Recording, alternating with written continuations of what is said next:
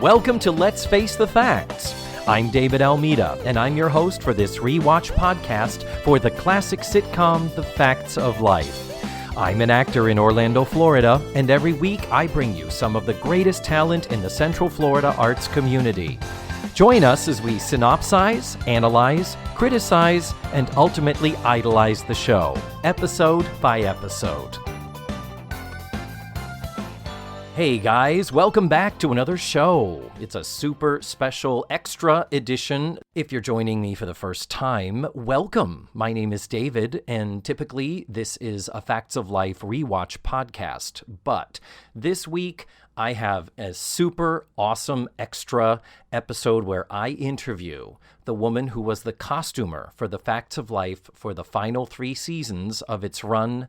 Her name is Diana Eden. And she has just written a memoir that she is promoting right now. It's called Stars in Their Underwear, My Unpredictable Journey from Broadway Dancer to Costume Designer for Some of Hollywood's Biggest Stars. And her marketing team found the podcast and found me and contacted me and asked if I would like to have her on the show. I said, yes, please. So then I asked Matthew Arter if he would join me and sort of be my co-host for this particular interview, figuring he would be great for some moral support. And then we got the copy of her book to read and prepare for the interview. We had no idea. Her career is so amazing, crazy, and we legitimately loved this book and cannot recommend it highly enough. So I'm not going to talk anymore. I'm going to let you meet this super incredible, talented lady. Let's face the facts with Diana Eden. Diana Eden, welcome to our show, and thank you so much for being here. Thank you. Thank you for inviting me. We both, Matthew and I, devoured your book because we both are big into celebrity biographies, autobiographies, memoirs, and we love old stories from Hollywood of yesteryear. Oh, that's great. I'm thrilled that you enjoyed the book. Yes. When he told me this was happening, he said the costume designer from Facts of Life. So I did my research on you. And then when I read the book, you have no idea how many boxes it ticked off for me. I literally, David can vouch for this, read it in a day. Oh, I could not put your book down. I could not put it down. Mm-hmm. It's wonderful. And the book, of course, that we're talking about is Stars in Their Underwear. What a great title. How did you, can I just ask the first question? How did you come up with that title? Well, it came about when at an earlier time, I was thinking of writing a book about how to be a costume designer.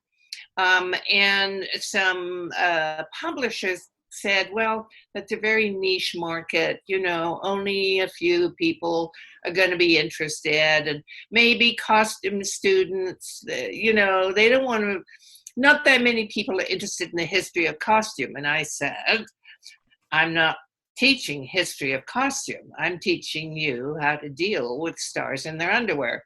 And the moment I said it, it clicked. Ah, beautiful. So. That is terrific. Yeah. Well, the book is, one of the things that jumped out at me about the book is that it is written completely in the present tense. Yes. And I'm wondering if that was a conscious choice you made from the beginning, or did that happen along the way? It happened along the way. As I worked with various writing mentors, they talked about the passive voice. Mm-hmm. And how it's important to bring the readers in and make the reader feel that they're right next to you, witnessing everything. Mm-hmm. So that was one reason. It was a technical reason. But the other part of it is I have always journaled and kept diaries. And I was able to go back for much of the book and read about how I felt about things in the voice of the age that I was at the time. So, in the early years, My Fair Lady, I had diaries of every week what was going on in the voice of a 21-year-old. And, the Broadway years, the same thing. So that's really why I did it that way. Yes. So my question on that is, could you please publish your entire diary for me? I don't think you would find it very interesting, especially Oh, you wouldn't. No, I promise you. There's a lot of whining about boys that didn't like me, or why this. Well, that is exactly what I loved about your book, and you have no idea how much I related to things you said. And I'm sure David will want to talk about it. We talked about how you wrote it in the first person. I just want to say thank you for your honesty in it and your struggles with your mental health throughout your life. And I cried in the day that I read your book. I laughed with you in the day that I read your book. And I just, it's so important for struggling actors, struggling people in the business to hear that they are not alone in feeling defeated every once in a while. Yeah. I mean, life is not a straight line, and it's not all fun and games. And that's it. So many memoirs are, well, then I went from this Oscar-nominated film to working with this famous director. Yeah. And if you look at the timeline, there's 3 years in between where they didn't work. Right. And you are, like Matthew said, you are so honest about talking about, and Matthew and I are both primarily actors in the theme park and entertainment industries down here. We could relate to the feast or famine nature of our business, where you're either going 1,000 miles an hour or you are at a dead stop and don't know who you are. Exactly. A lot of people in the business have said they've identified that portion where I talk about who am I if I'm not in the show. And that, their life is kind of divided up into the chapters. What show was I with when that happened? Yes. I absolutely, the same thing. Yes. Right. And also I connected again when you said of the show business family. I have my Fair Lady family. You have your Fade Out, Fade In family. And once that's gone, suddenly you find yourself without a family. And it's so true. Yes. Well, the Facts of Life family was one of the strongest. Oh. Because they were together, and me for the last 3 years. They were together for 8 years. And of course, the girls started out as, preteens and ended up as young ladies, young women. But we were together 9 months out of the year, because that's back when they were doing 21, 22 episodes a year, every week. And, the ups and downs and the boyfriends who came and went and the birthday parties. And so as a group, believe it or not, we are still very much in touch. Not like, oh, let's have lunch, Kim Fields, but, we have had reunions of the crew, of the various support people. And the last one we had, Mackenzie was there. None of the girls were available, but Mackenzie came, and a lot of the, other people who worked on the show. But for 8 years, they were all together every week. So very tight-knit family. And we follow them on social media, and it's so fun to watch them. They are still very much a family. They comment on each other's stuff. That's beautiful. Yeah, Mindy really interviewed Kim, I think, on Instagram not that long ago. Yeah. Yeah, she's very active and does a lot of live videos. At random. She's just brought in fans before, just been like, hey, how you doing? And the fan is like, I'm talking to you. It's and she's been very supportive of my book, which I appreciate so much. Oh, that's great. Well, I'm glad you brought up the Facts of Life, because in our preparations for this interview, Matthew and I realized that we have about 80% questions about the rest of your career. We're like, we need to remember that the people listening to the podcast are theoretically Facts of Life fans, as opposed to the two of us who are dying over your entire career. So If you'll allow us just time to sort of quickly go through your pathway to Yeah. what brought you to the Facts of Life, tell us the story about when you first knew as a child that you wanted to be a dancer.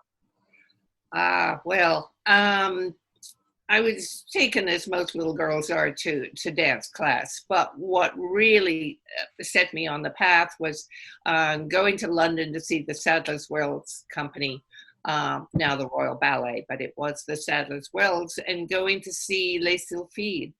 And, you know, having those curtains open and seeing this magical, magical place, and the dancers and the costumes and the lighting, it just seemed so unreal and so unique and special. And, you know, from that moment, there was absolutely no question that I was going to be a dancer for the rest of my life. And then as a girl, your family moved from England to Canada. Right. And then that was where you started performing professionally in Yes. ballet, and then later on Broadway. Yes, yes. At age 15, I was invited to join the National Ballet Company, and went to Washington, D.C. for a very special engagement, and got to dance in Swan Lake. And but what happened is, by the time I was 16, I'd grown 2 additional inches. I was now 5'8", which means that on point, I was nearly 6 feet. Oh. And I was literally too tall for the corps de ballet, too tall for any poor male to have to partner me and lift me. And so, you know, it was a devastating thing at the time. At 16, to suddenly find your life's dreams have been dashed on the floor. For nothing that you had control over. Exactly. Oh, exactly. God love you. Yeah. So you said, I'm going into the theater and be an actress where no one's going to judge me on my appearance. But when I went to Broadway, my height actually worked in my favor, especially for the roles that I was getting. So, you know, I was able to be a Broadway dancer, which, you know, I'm very proud. And I felt very, very happy doing that. It was a wonderful, wonderful experience. And talk about the shows that you did on Broadway. Well, my first show was one that I doubt anyone has ever heard of. It was supposed to be a huge hit, but it didn't go that way. Yeah. Matthew and I are raising our hands because we're like, we know.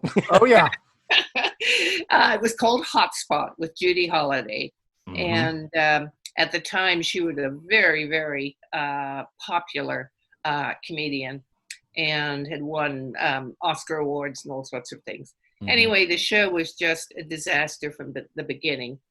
But I would count the whole process in the book because it was so fascinating to go out of town and see a show struggling, and all of the intrigue and the people that were brought in to fix it, and then they disappeared the next day. And at one point, Bob Fosse was spotted, and we were told he was going to come on board. But then his wife, Gwen Verdon, was giving birth to their daughter. I mean, it was an incredible saga. And when we eventually got back to New York, we were in previews for weeks and weeks, which meant we rehearsed all day and then performed at night. So once the show opened, it actually only ran for 43 performances. Which is actually longer than a lot of flops run. I mean, you know, it's not mentioned in books like Not Since Carrie that it didn't open one night and close the next. But no. I loved that part of your book because so many people write about their bombs or whatever you want to call it, and they say, we close out of town, period. Next topic. Yeah. I appreciated your honesty, and again, could read your diary, about what it's like. Did you know you were in a bad show? Well, yeah. For lack of a better term, I don't need to call it a bad show. You know what I mean? We knew we were in trouble because the reviews out of town were just horrendous. And, you know, and they kept trying everything and putting in new numbers and then taking them out and then putting the second act first. And I mean, it was just, yeah. And we were getting the the gossip from our friends back in New York that they all said, "Oh, we hear you're closing," and yeah. But for me, I hope that the book finds a Broadway audience. In other words, um, those who are really interested in some of the history of Broadway, because the 60s were an amazing decade. Yes. And I think that there are some things in my book, stories that really have not been told before. Mm-hmm. And, I really hope that Broadway lovers find the book, Well, because, it was important to me to tell these stories. yes. And And what your comment you're talking about, and your comments on Zero Mostel, I think Yeah. it's important for them to hear a female voice from the 60s. Oh, Like yeah. you said, Z's in a mood tonight, Yeah. Yes. You're clear of Z. yeah. Yeah. Well, and actually that was very prevalent. I mean, when I hear women today say, "Well, why did you stay in that job?" And I think the idea of me going to Hal Prince and saying, "Wah, wah, wah," Z, kiss me. I mean, it just was so out of the question, you know, Mhm. but it was very prevalent. Yes. Mm.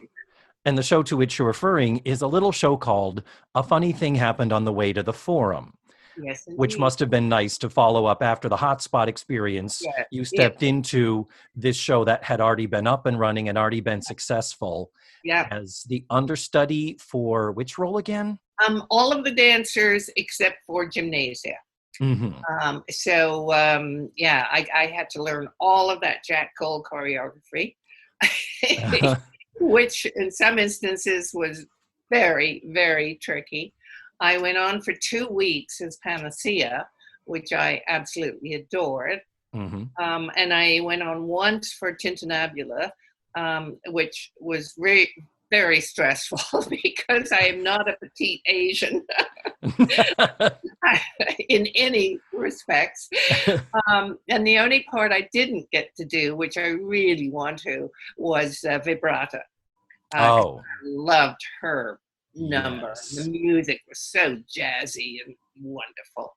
Oh, yes. Yeah. And then your next Broadway show was Fade Out, Fade In, Right. the vehicle created for Carol Burnett. This is before her big variety show. Yes. And Yes. this was another show that had some troubles. Well, and it was just timing. Mhm. It really was going to be the big female starring show that would be, the talk of the town. There weren't Mhm. any other big female starring shows on at the time.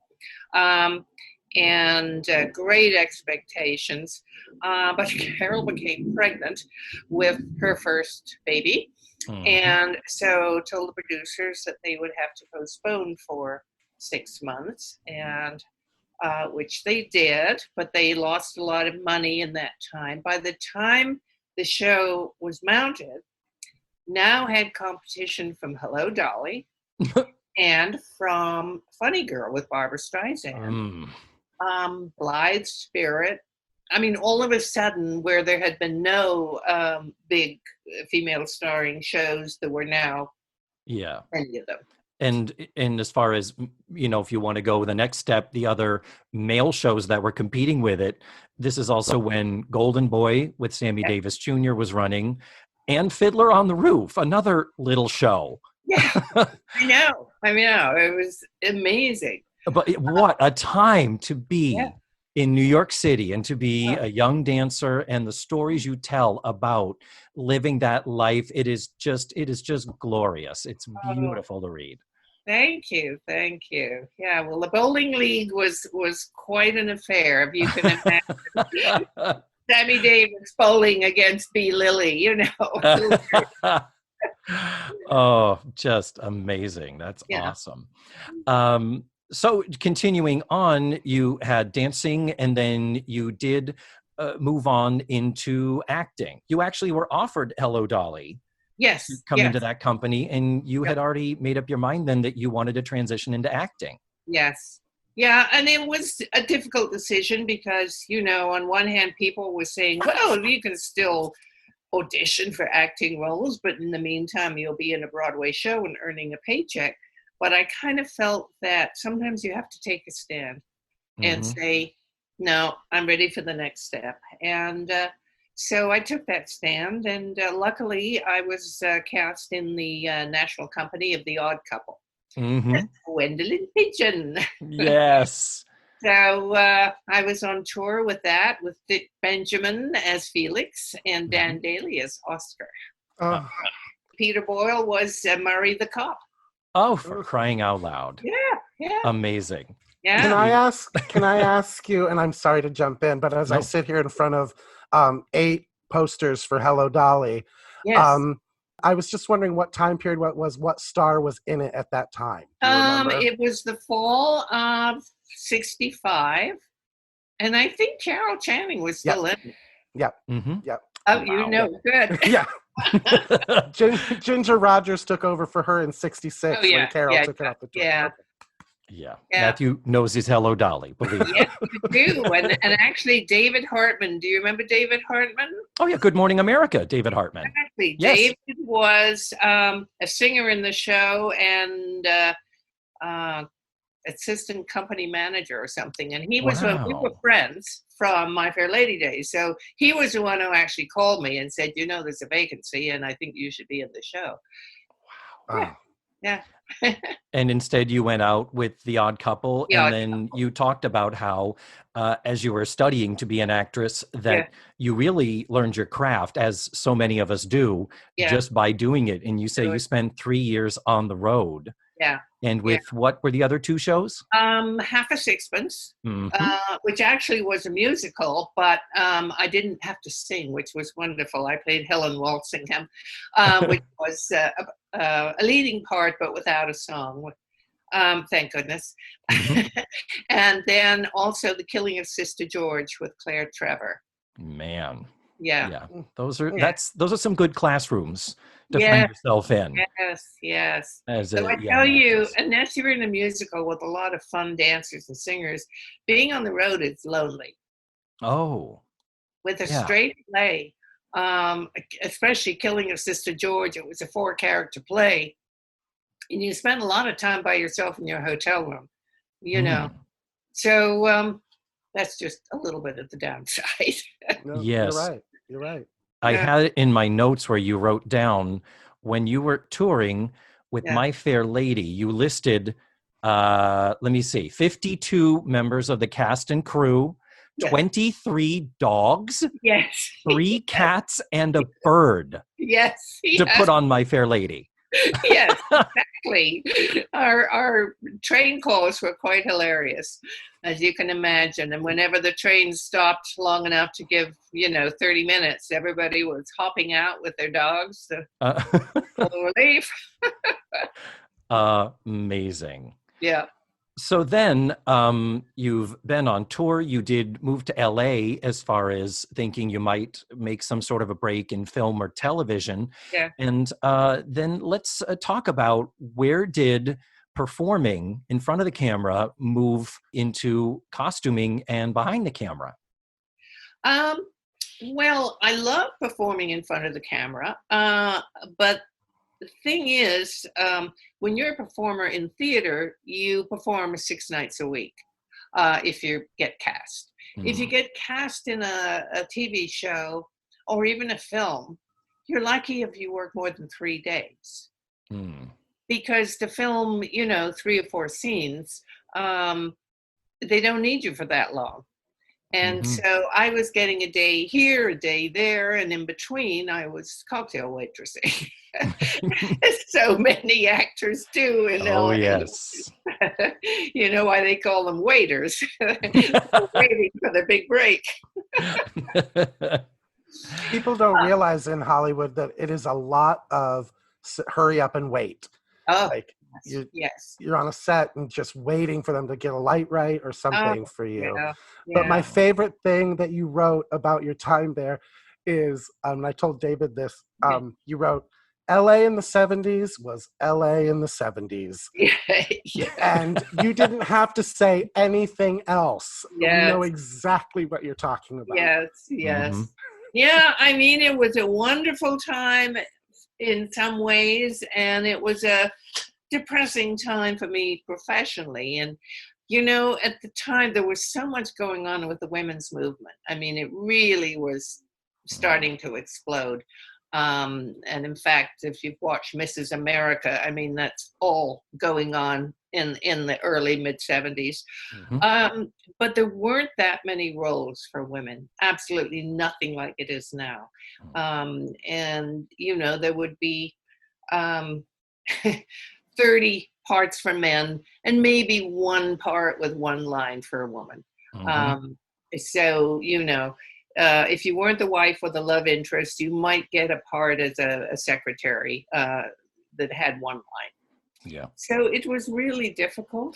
And I was lucky enough to meet someone at a party who was looking for a wardrobe person to handle all of the dancers for Anne Margaret's big nightclub act. And, initially I said, well, I really don't know much about costumes other than wearing them. And he said, oh, but you know all about dancers. And so I thought, well, yes, I do. I know what they need.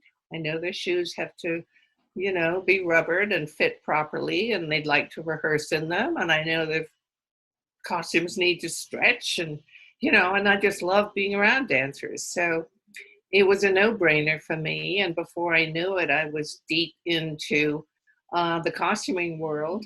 And through Anne Margaret, met Bob Mackie. That kind of started the whole new chapter of my life. Yeah, and watch two actors on your Zoom screen lose their minds. Well, you are, when David told me we were going to do this, you are our Bob Mackie. Like, oh,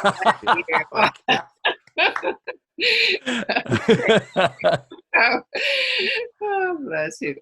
Did you enjoy the chapter, my first day at Bob Mackie's? Yes, I was trying to, it was, you wrote so clearly. It truly, and that first person, I felt like I was right next to you experiencing it. It was what was the faux pas you made? Did you grab the wrong scissors? You brought. Oh, well, no, that was the first thing I did within the first 20 minutes of my makeup workroom. I grabbed the scissors off one of the star cutter fitters table. You just grabbed a pair of scissors and they're like, who knew? But I mean, those scissors were like, a surgeon's instrument or Stradivarius. And then you took the hats, the wrong type of hat to the wrong hat person. Yes, to the 20-year-old milliner. Meanwhile, the 86-year-old milliner upstairs would have had a fit. So we had to undo all the work and, try and hide the fact that I'd taken them down to the 20-year-old. Because you said the 86-year-old would have given Bob Mackie for, and he feared her. Oh, well, they had shouting matches, believe it or not. Oh my God. Amazing. Yes. Yeah. So those days at working under Bob Mackie and his people at his costume shop, and you talk about the fact that you worked kind of in the front office, so you watched the parade of celebrities coming in their jeans and t-shirts to be fit for these grand, amazing, jeweled costumes. Absolutely. My first stars in their underwear, well, maybe not the first, but seeing them, without all the pretense, without sometimes the hair and makeup done. And I tell a story about Cher coming in, in just jeans and not a bit of makeup on, needing to talk to one of the designers. And he said, Cher, I'm busy. I've got to spray these shoes green for the show, and if you want to talk to me, you're going to have to come out and help me spray shoes. So she did. Sitting there, the two of them on the driveway, spraying shoes and talking. I mean, just love that. Now, throughout the book, there is the drive and the work ethic that you seem to consistently have throughout all of your careers. Yeah. And to see that you worked as a wardrobe assistant, as a shopper, and doing sort of the grunt work. Yeah. And in order to actually start acquiring designer credits and cred, Yeah. that you actually went to the local theaters and did a lot of stuff, Yeah. either free or for cheap. Exactly. Free or for cheap. Yeah, absolutely.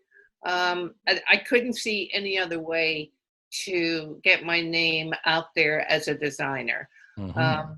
And, once I started doing these small equity waiver productions and getting good reviews, I would then take out ads in Hollywood Reporter because I wanted my name to start being seen as costume designer.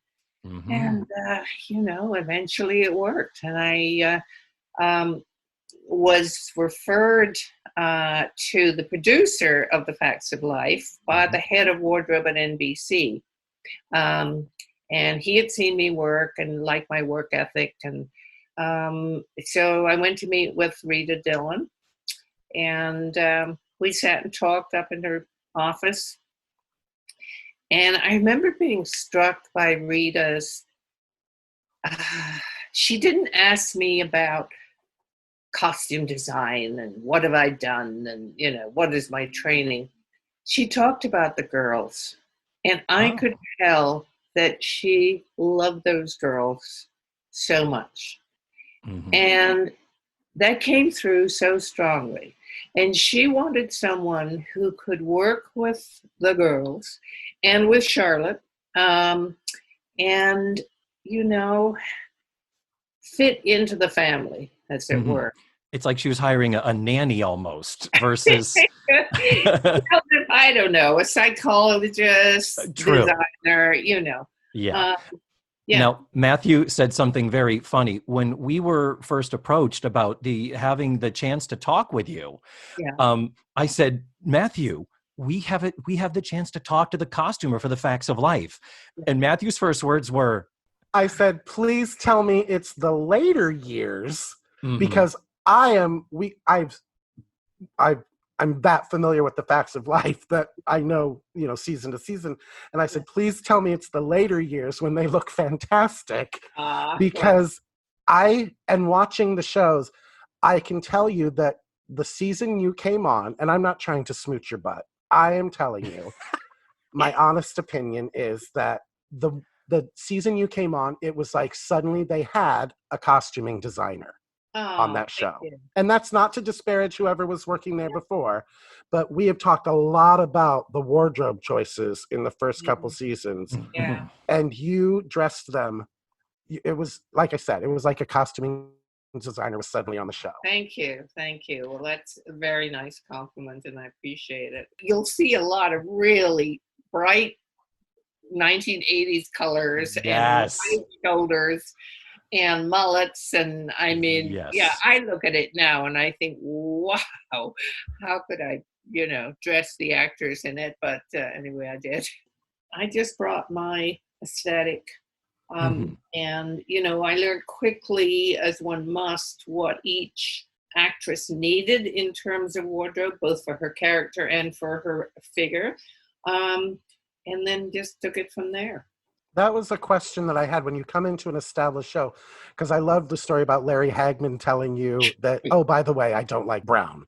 Yeah. Um, is that something that you get? Do you get like a list or a Bible of the show, and like Lisa Whelchel doesn't like pink, and Um, Joe does, or and Nancy? no, not exactly, but I did go and meet with them individually um, before I started, and said, "Tell me what you need to make you feel right in front of the camera." And so I got little hints.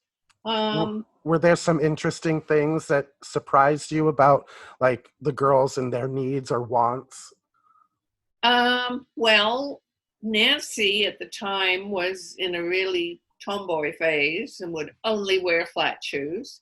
Nothing we could do about it, even for scenes where we thought she would be wearing heels. No luck. Um, and she wanted to be comfortable. Kim had a very strong fashion sense, Oh, yes. and Mhm. from the very beginning. And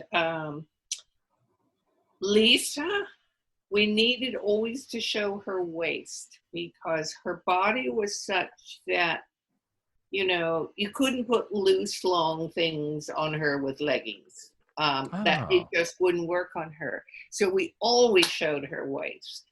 Mm-hmm. So when we had something like the first scene over our heads where they all had to wear sweatshirts, it was a challenge to make them each happy. And I had actually forgotten, what I did until I went and looked at the picture. And I know that Nancy is wearing a jacket. I think Lisa is wearing a little shirt underneath with a cute little collar. And, so each one kind of had their way to make it their own.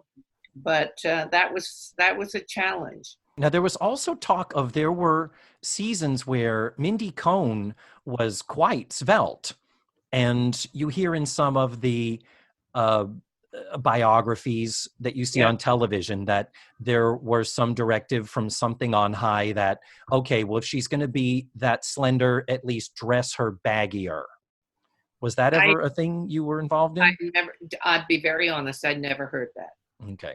That could just be salacious gossip fodder for all we know. I think that's an urban myth, to be perfectly honest. Mm-hmm. Well, I love hearing that. Thank you for saying that.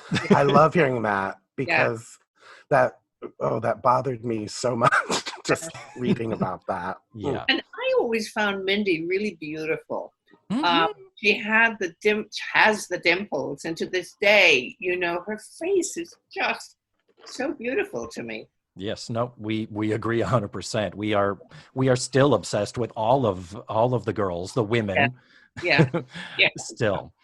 You say in the book, Charlotte Rae was not easy to please. Yeah. Are you able to expound on that?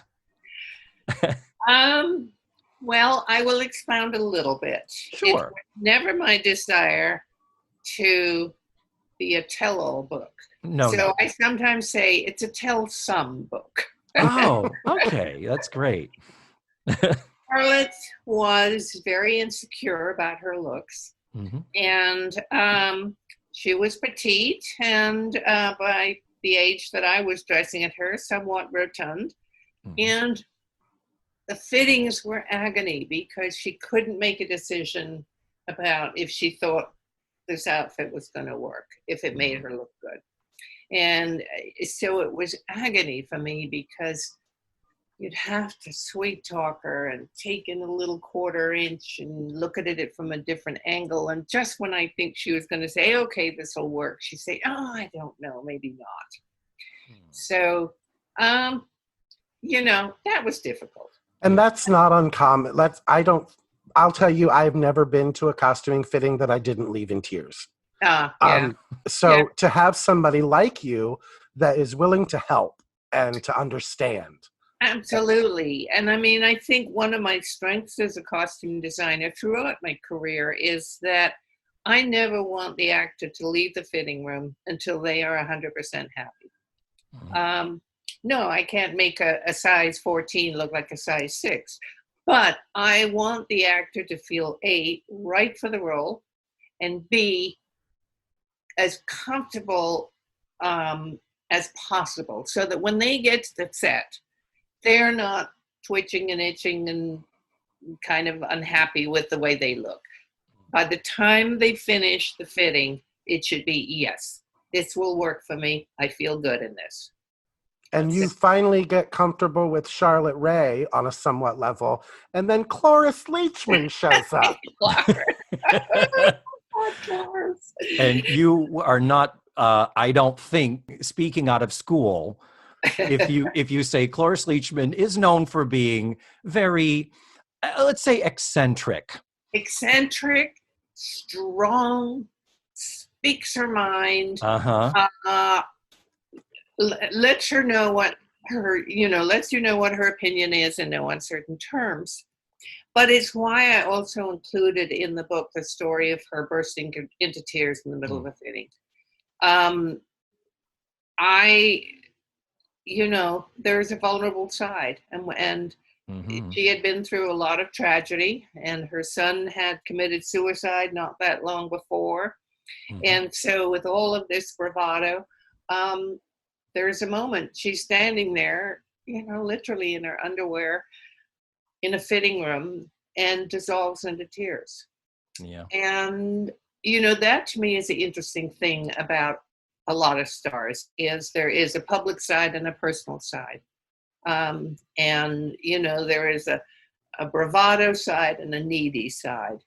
Mhm. And, I get to see both sides. Yes. Well, we can, as all three of us as actors, we can all Yeah. vouch for that, and Yeah. the frequent, if not constant, tension between the two. Yes, exactly. Yes. Were there any notable guest stars on The Facts of Life that you can think of? Because they had some, they weren't known for a parade of big time celebrities, but I'm thinking of, there was an episode where Fabian and Bobby Rydell Yes. were there. Was That there? was such a fun episode. We all had so much fun doing that. And at the end of the taping, everybody was like partying because we'd had so much fun. But the other thing that's interesting is that we had a lot of young actors who were unknown at the time, Mhm. and then became big stars. Mhm. We had Mayim Bialik. That's We right. had Seth Green, Mhm. who actually wore a dress. He probably doesn't like to be reminded of that. Oh yeah, we remember. Yes. Yeah. Lawrence Haysbert, Hmm. who, Clarence Gilliard. Hmm. Oh, I mean, I sometimes go through the cast list and I say, oh my God, I didn't realize I worked with them. Yes. Yeah. And you talked about how much fun you had with the Fabian Bobby Rydell. That's the episode where they have a sort of dream flashback as though it was like a 60s beatnik boarding house. Right. So Yeah. the girls were dressed as a girl group, and Right. Horace Leachman had the beret. Yeah. And Yeah. there were a few weird episodes like that. The one where they flash forward into almost a Golden Girls like Yes. fantasy. Yes. What was it like to do those episodes that called for really left field type of costuming? It was kind of fun. I mean, because it was something different. Clarence, of course, is such a consummate actress that she totally committed into being an old lady. Oh, And was so convincing that sometimes when I show pictures from that episode, people think it's pictures of her as an old actress. yeah. I said, no, I mean, she was a young, glamorous actress Yeah. at the time. And the other girls, I mean, they had fun with it. Mm-hmm. So that was your first foray into Yeah. episodic television. Yeah. And then you would go on to do other shows such as Santa Barbara, soap opera, daytime Yeah. drama, Santa Barbara, Yeah. and Passions. Mhm. And you talked about something I had never thought of. As actors, Yeah. we get pigeonholed, but you were finding yourself being pigeonholed as a costumer. Yeah. Certainly from sitcoms, because sitcoms were taped, 3-camera tape versus film. There is a certain snobism. Let's be out front with it. That sitcoms were lower on the rank, and films were very different. And I remember actually knowing a woman as a friend who was quite a successful producer of what they then called Movies of the Week. And she said, oh, Diana, I could never get you approved for one of my movies. You've only done sitcoms. Wow. And of course, my little ambitious self went, just you wait, Henry Higgins. The work you did on Santa Barbara, you emphasized the designs of the wedding gowns. Yes. God, they are beautiful. Thank you. Oh, Thank my you. goodness. And with that, and before that, you had gotten your feet wet because you designed the dress that Joe on The Facts of Life got married in. Yes, exactly. Yes, And I did. I think that was one of the first design from scratch costumes that I did on The Facts of Life. mhm. Do you bring on that, like with Nancy McKeon, did you bring her a couple of choices? Since you're designing it, it's going to be built for her. Yeah. Did you say, What kind of wedding? What was that conversation like for her? I don't actually remember the specific conversation with her, because remember, I was still very early on in my costume career, but I know that I had ideas and I had a sketch done, and these things have to be approved up the Sure. ladder Oh. because they're not just going to commit and then on the day of the taping, oh my God. So the sketch was approved and she approved it, and then of course, we chose fabric and she came for fittings. Cool. So Cool. yeah. Well, then moving on in your career in daytime drama, you did Passions for, you did Santa Barbara for a couple of years, right? No, just 1 year. I would have done a second year, but it got canceled. Yeah. I did the last year. Uh-huh. And, But then Passions. yes. I had no idea. I watched some of your videos on your YouTube channel. Oh yeah. When you say a daytime drama, I'm thinking, so it's women in marabou bathrobes and men wrapped in towels. Like, Yeah. it didn't occur to me. They did full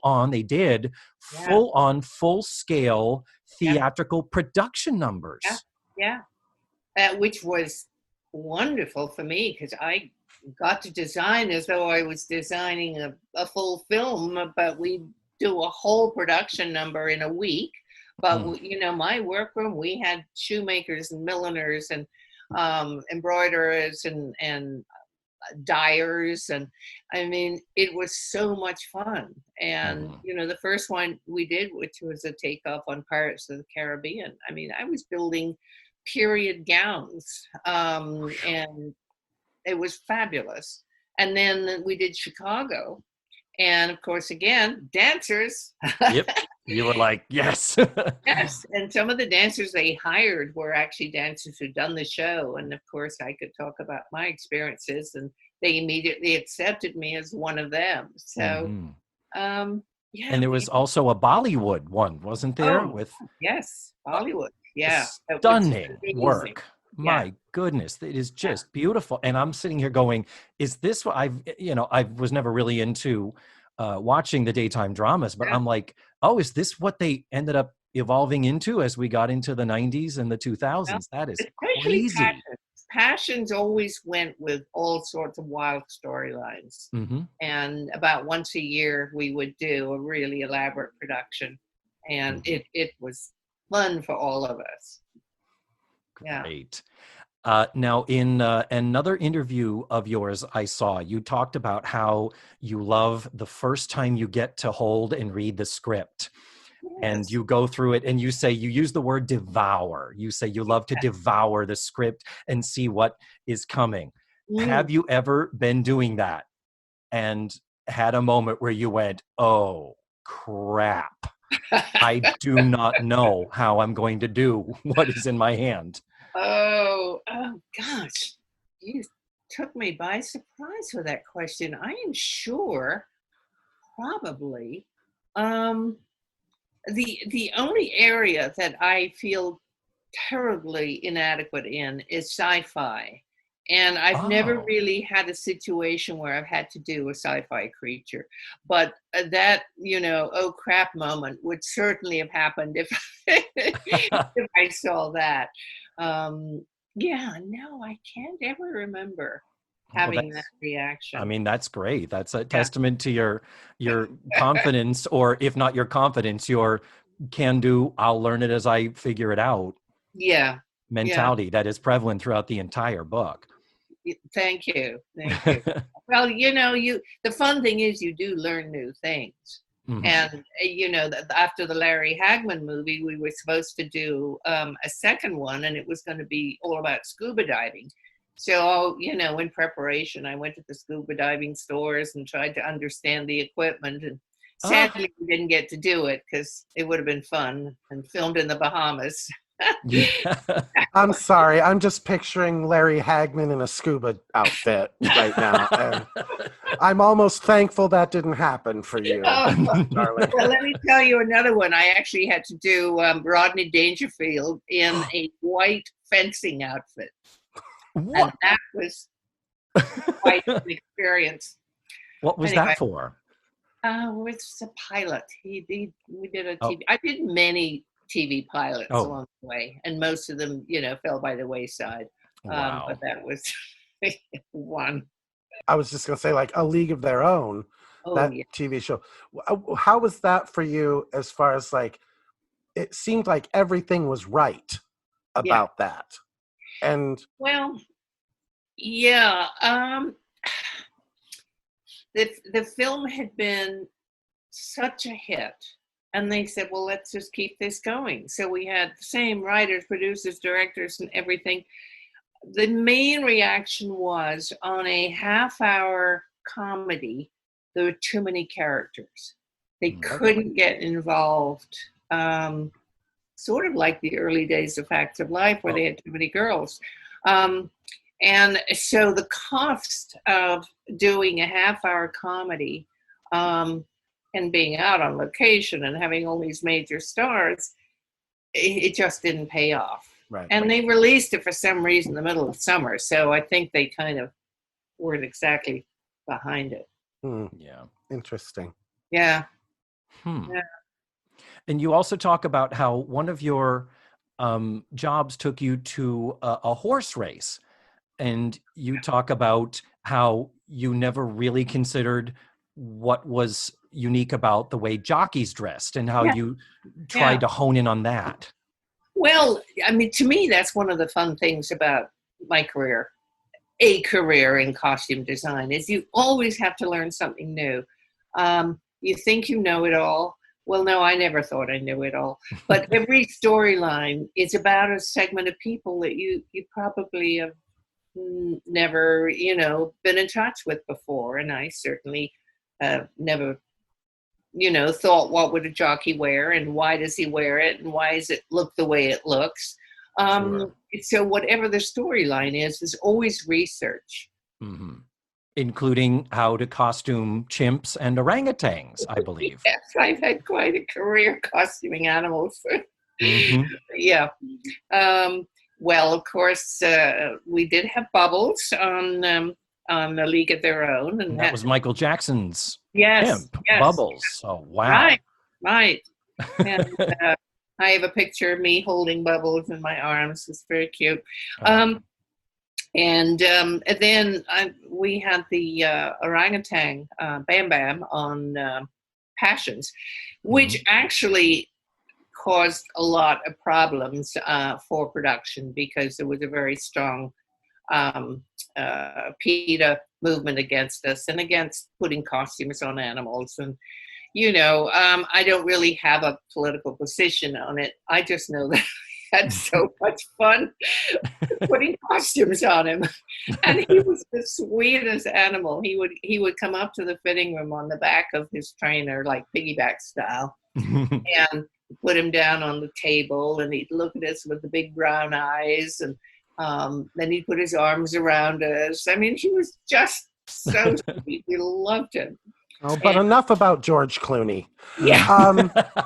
What? I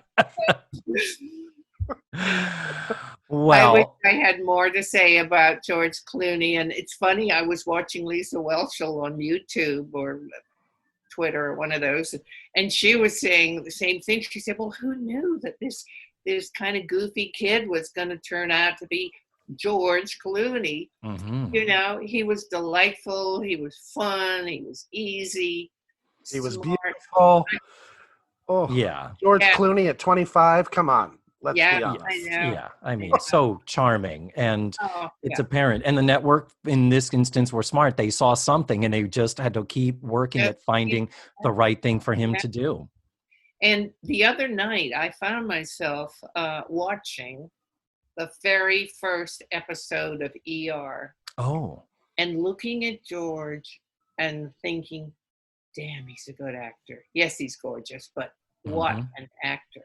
Yeah. And, that turned him into a megastar, that show. Well, before we let you go, we could probably go on for another several hours. But Matthew and I thought we would maybe throw a couple of names at you and ask you if you have an anecdote to share, or even if it's just one word comes to mind. But you've worked with so many celebrities, and we are just fascinated by this. So if you will indulge us, Okay. Betty White. Wow. Betty White is just the most wonderful, special person in the world. I Mhm. can't do one word. She's everything that you think she would be. She's funny, she's kind, um, an amazing professional, and just one of the great people of our industry. Mhm. Reba McEntire. Oh, Reba. Reba was interesting because I was a very young designer and she was a up and coming country and western star. Yes, she won some awards and people knew her name if they were into country music, but I had never heard of her. Yeah. So, we went to lunch and we were both a little bit shy and we chatted and but she was lovely. She was very down to earth, just a real person, a good person. Mhm. Diana Ross. Diana Ross. She is a diva, but not a bad diva. Everyone says, oh, that means, she's full of herself and she's treats people badly. Not at all. Not Mhm. at all. I was never, ever treated badly. She has high expectations. She wants the best from everyone. Um, so to me, she is a diva in the most glorious sense. And that Nice. is that is again a word that is used when it is a woman that knows what she wants and Yeah. is in charge. Oh, Mhm. she's a diva. You never heard that about Rex Harrison, as No. difficult as he was, Yeah. Orson Welles or Right, yeah. Yeah. exactly. Yeah. Can I throw out a name? Do Yeah. it, please. Raquel Welch. You didn't Uh, mention her in the book, but I was yeah. Yeah. Well, I did costume her. She was nice to me. She was doing yoga before anyone was doing yoga. She would do it every morning, before I really even knew what yoga was. Mhm. So not an easy person though. Not, you yeah. are not saying anything that has not been Right. is not well Right. known. Yeah. Yeah. Hmm. Yes, and since, as you can obviously tell, we are musical theater people, would you please tell your Ethel Merman anecdote? I read Ethel Merman's name. I got so Uh, excited. well, it's the two parts. There's the part that I got to see her Hmm. opening Gypsy in San Francisco right after she was informed that she wouldn't be doing the movie. And Oh, boy, when it came to Rose's turn, it was like she let it all out. So man. that was, I'm even getting goosebumps now just talking about it. But the Wow. Ugh. other story, I think, is the one you're referring to many years later when she's doing an award show and she's getting on in years and I'm sent into her dressing room to help her get dressed and she's there in her corset and her girdle and she says, come on in, honey. I want you to take a handful of flesh and stick it down inside the corset. So So, and one thing I didn't want to miss before we let you go, to circle back to Diana Ross, yeah, when people talk about the famous 1983 Central Park concert where the yeah, storm came in and yes, there was this monsoon that hit, all of the iconic images are her alone on that stage in that form-fitting orange jumpsuit with her hair blowing in the breeze, and behind her, her cape yes, also blowing. And yes. you are the person responsible for those iconic images. I feel that I really am because as I saw this wind, I just thought there is a moment here to be had, and I ran and got the cape, and it's just really a piece of orange chiffon, and got her attention. She finally came over as we were trying to get it on her. The wind was blowing that we couldn't find the second armhole. I thought she's gonna just say, forget it. But fortunately, she got it on. And looking at the tape, I can see the moment in her brain when it clicks. Oh, now I know I'm going to work this cape. Yes. I do feel like that iconic image is thanks to me. Well, show business and history, thank you for that. Thank you. And I am just so thrilled that we got this time to talk with you. It has been indeed a really great honor. It's been great fun. Great fun. I just am so honored to have spoken to you, and thank you so much for making the time for our fives of listeners that and I'm gonna just promote the hell out of your book for my theater friends, because thank you. I appreciate that.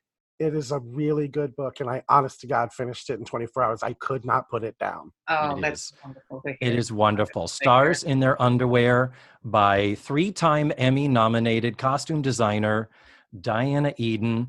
And it has just been a thrill and a pleasure to talk to you. So again, thank you so much. Thank you. And there you have it. Diana Eden. Come on. What a lovely, gracious lady. We thank her so much for giving us her time for the interview. Oh, by the way, something that we forgot to even ask her about, because she was on Broadway and in New York in the late 60s. She did appear in a couple of films that were made there at the time. A movie called Valley of the Dolls. Yeah, she's one of the dancers on the sidelines watching Patty Duke sing. And then there's another film you may or may not have heard of. It's called The Producers. It was directed by this guy named Mel Brooks, and it had a song in it called Springtime for Hitler. Yeah, the Bierstein girl who descends the stairs. That was Diana. That was her. Anyway, of all the amazing things in her career you heard us talk about, I'm going to be posting a whole bunch of pictures and videos, so please have a look at the website for this episode, and I'll also post a link to Amazon where you can purchase her book. It is such a great memoir. If you know anybody who is into the theater or Hollywood or show business, they will love this book, so head on over to Amazon for Stars in Their Underwear. Now for the next episode, we will be back to our regularly scheduled programming, and we will be bringing you another episode with a special guest. Until then, thank you so much for listening to this week's show, and remember, the facts of life are all about you.